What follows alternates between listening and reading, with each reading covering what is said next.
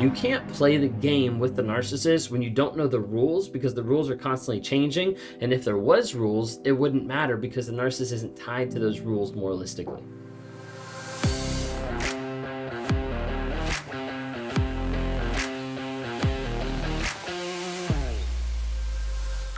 So you've been in a relationship with a narcissist.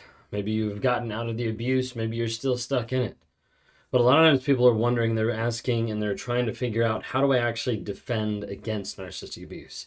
How do I actually work to make sure that it doesn't happen in my life, or that when it does happen, or if I'm in that relationship, how do I actually keep my sanity? How do I actually work through that? I want to talk to you today on a couple different ways of understanding, having some of that education, being able to find the truth, and then be able to help control the reactions, because a lot of those come together to be able to help you actually fight against dealing with narcissistic abuse and falling into prey of playing their games, because that's all it is. It's a game to be able to control the mass, to be able to control the person, to be able to control you, to be able to manufacture your emotions. And time again, we see that. So would love to be able to have you watch today, just be able to join in. If you don't know anything about me, my name is Ben Taylor. I'm a self-aware narcissist on this channel to provide awareness, growth, healing, and change. And I do it in a couple different ways. Do it by providing free content on all the platforms: TikTok, Instagram, Facebook, YouTube, LinkedIn. If you don't follow me, go to Raw Motivations, and I'll be there. Raw Motivations on all those platforms. If you're listening to the podcast, like, rate, or review, or share, just so we can help promote that, so people understand more about what narcissistic abuse is.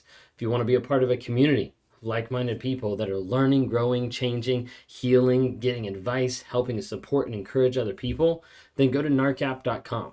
It stands for Narcissistic Abuse Recovery Community. It stands for NARC. That's the name of the app, narcapp.com. Would love to be able to have you join us there, be able to understand about it, be able to learn as we continue to add and grow that platform, and also help people in their journey healing, growing, and changing. Love to have you engage on the Monday Night Lives or on the monthly coaching, where we have coaches from all over the country be able to come together and be able to help you heal, grow, and change and progress moving forward. So I'd love to have you interact with that. I can't wait to see you in there. If you want to talk to me one-on-one, reach out, rawmotivations.com. That's the best way to be able to reach out to me. And then also, if you want to hear some of the wife's perspective, a lot of people have been asking, what about the wife? What does she actually think of all this? What's going on with you guys? How are you still married? All that kind of stuff. Been doing some more videos about that, but we just released a podcast recently called Trauma, Drama, and Life. Would love to have you check that out. It's on Apple Podcasts, Spotify, Amazon Music, all over the place. But would love to have you check that out, where you can hear her perspective of a lot of things that happen, and you get kind of a backseat glimpse to some of our life on a day-to-day basis as we try to be able to share some of that. On the podcast, you can also follow my wife as she does different YouTube content creation, and as you see, some of her just blogging life in general. So anyways, jumping in, I want to be able to talk to you today about the idea of how to defend against narcissistic abuse. What does that look like? Because abuse from a narcissist comes in all different aspects, in all different ways, which makes it really hard to be able to fight all of them. It makes it really hard to be able to stand up against all of them, or a lot of times even acknowledge the ones that are there. And typically you have distortion, distraction, and devaluation that's happening in narcissistic abuse. When people are distorting your reality, a lot of times you're seeing that through the form of gaslighting. You're seeing it where the narcissist is purposely putting stuff in your life to make you feel crazy. Moving things, changing the story, changing stuff around the house, different things that make you feel wait a second, the reality that I've been believing, maybe it's not true. So as a result, you start thinking that you're crazy. Love bombing is a huge one, where the overt praise and overt gift giving and things that go above and beyond that make you feel like the person that's the best person in the world, but they're using that in a manipulation tactic, is huge, because that's a huge aspect of changing your reality of what's actually true in that moment. Same thing happens with future faking, distorting the reality of promises in the future. False promises that never come to fruition, because of the fact that they're only there as a false promise to keep you moving forward, to keep that relationship. They do that through distorting your reality. They do that also by distracting you. The distractions that they bring into your life a lot of times are the lies, omitting stuff, hiding stuff, just flat out lying. They do it with triangulation, where they pit you against another person. Whether that's actually in the same room, whether that's your own family member, whether that's someone, a previous supplier or previous ex that they're talking about or bringing up to try to make you understand how you're supposed to live or what's supposed to happen. They do that with isolation, taking you away from friends and family, slowly dividing and putting a wedge in between all those different people so that they're the only person that you keep coming back to. And they do that through devaluation, putting you down, making you feel not good enough, making you feel small and unworthy, discarding you, shoving the new supply in your face, like making everything seem like it is your fault. So one of the biggest ways is with all those different types of abuse, there's a lot of different things coming at you. There's a lot of different things that either you know or you don't know, or you're just becoming aware of, that you're like, holy cow, this is stuff that I've struggled with. This is stuff that's been put on me. The first step is really to get that education, to know yourself and to know what's going on in the relationship. A lot of times I'll talk about it as being like, when you first find out about narcissism, it's like drinking from a fire hydrant, right? There's just so much information like coming at you like 24/7 of like, this is new, I just realized this, aha moment over here, light bulb moment over here. A lot of things you're like realizing of like, oh my gosh, like I didn't understand all this stuff, but now I do. And there's a huge aspect of like knowing and consuming a lot of that information is essential so that you can know the tactic that the narcissist is using. If you don't know what they're attacking you with, if you don't know what gaslighting, triangulation, new supply, if you don't know some of those things, you don't know how to be able to combat those because you don't have an understanding of what's actually happening and the malicious nature behind it. The other thing is like whenever they're bringing up stuff. So like knowing the tactic is essential because how it practically plays out. Okay. So think of it this way, like bringing up his mom or her previous ex, something like that, that's using it in a form to be able to put you down. Okay. You have like triangulation there. So the triangulation is using someone else to be able to infiltrate into the conversation and be able to make you feel bad or make you feel unworthy. And so like stopping the conversation and be like, whoa, like we're not talking about your mom. We're not talking about, your previous partner or anything like that. This is what we're talking about. So let's focus on the actual topic. They'll hate that because they don't want to be held accountable and responsible of the conversation. Or maybe the idea of like showering him with affection, attention, and gifts and be like, wait a second, like you're missing it. Like she's drifting from the site of the issue. Like we need to get back to the stuff that we're struggling with that we have to go through.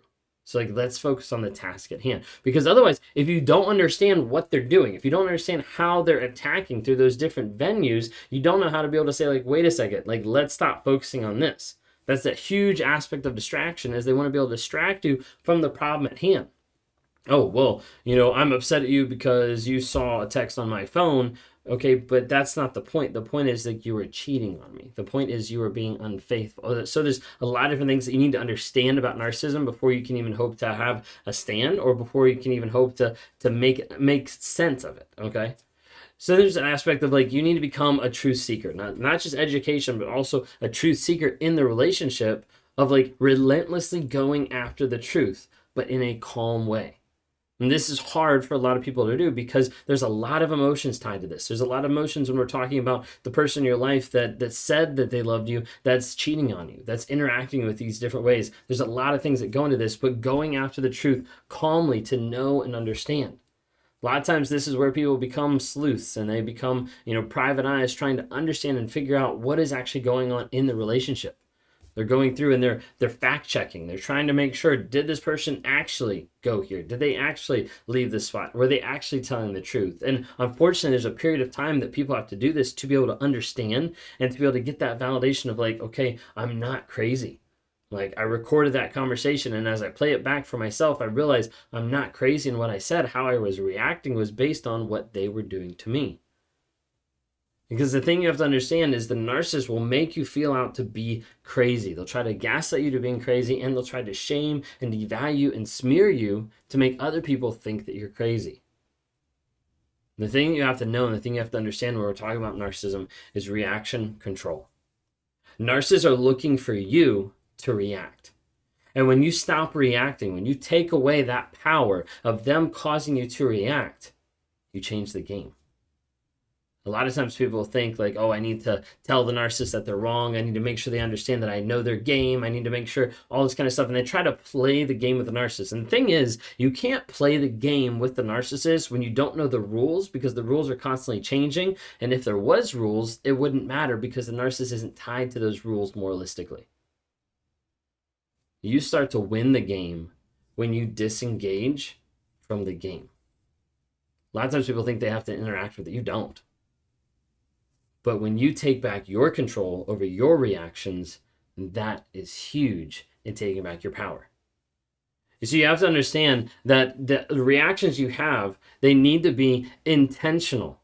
Because what happens is the narcissist intentionally tries to manufacture your reactions. So you have to come to the table being intentional about how you're acting on a day-to-day basis. Is this freaking hard? Absolutely. But it's the only thing that will help make sure that you internally start to calm down, that you internally are able to hold back from lashing out when the narcissist is purposely trying to trigger you. That's the game.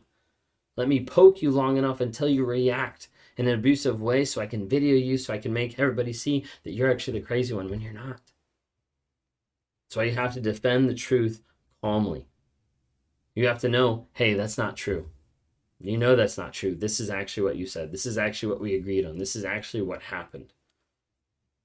And a lot of times with that, you also have to get to the place where you remove yourself from that situation. Maybe it's irate, maybe it's raging out, maybe it's upset, maybe there's a whole lot of different things going on there, but you need to make sure that you're safe. And ultimately, for a lot of people, it means you need to remove yourself out of the relationship, because that relationship has gotten so toxic and so detrimental to your safety, to your emotional health, that you have to move out. You need to understand the way to be able to win against a narcissist is to not give them the reaction, because what they're looking for is to play the game of manufacturing a reaction out of you. And when you react, that's when they win. So to be able to work against that, you have to make sure that you're able to deal with it in a calm way and be able to work through those interactions mentally and emotionally so that you don't give them that reaction, so you don't give them that supply. And that's how you win.